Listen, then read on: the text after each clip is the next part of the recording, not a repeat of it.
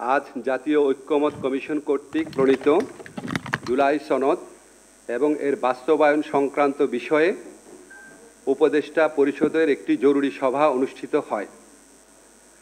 সভায় সংস্কার বিষয়ে ঐক্যমত স্থাপনের প্রচেষ্টার জন্য এবং বহু বিষয়ে ঐক্যমত প্রতিষ্ঠার জন্য জাতীয় ঐক্যমত্য কমিশন ও রাজনৈতিক দলগুলোর প্রতি ধন্যবাদ জ্ঞাপন করা হয়। উপদেষ্টা পরিষদের সভায় ঐক্যমত কমিশনের প্রস্তাবিত জুলাই জাতীয় সনদ সংবিধান সংস্কার আদেশ চূড়ান্তকরণ এবং এতে উল্লেখিত গণভোট আয়োজন ও গণভোটের বিষয়বস্তু নিয়ে আলোচনা করা হয়। সভায় লক্ষ্য করা হয় যে ঐক্যমত কমিশনে দীর্ঘদিন আলোচনার পরও কয়েকটি সংস্কারের সুপারিশ বিষয়ে ভিন্নমত রয়েছে। এছাড়া গণভোট কবে অনুষ্ঠিত হবে এবং এর বিষয়বস্তু কী হবে এসব প্রশ্নে রাজনৈতিক দলগুলোর মধ্যে যে মতভেদ দেখা দিয়েছে সেজন্য সভায় উদ্বেগ প্রকাশ করা হয়।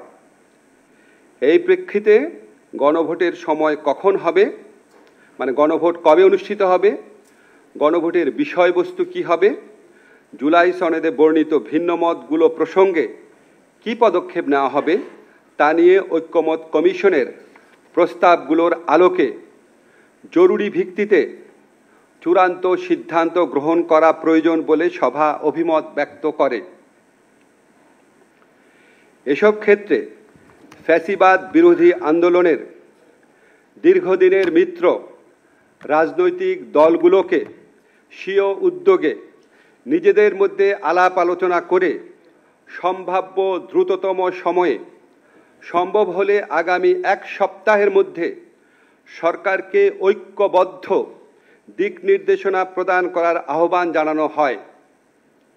এমন নির্দেশনা পেলে সরকারের পক্ষে সিদ্ধান্ত গ্রহণ অনেক সহজ হবে।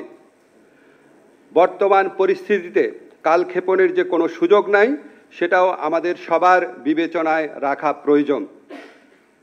উপদেষ্টা পরিষদের সভায় 2026 সালের ফেব্রুয়ারির প্রথমার্ধে আগামী সংসদ নির্বাচন অনুষ্ঠানের বিষয়ে সরকারের সংকল্প পুনর্ব্যক্ত করা হয়।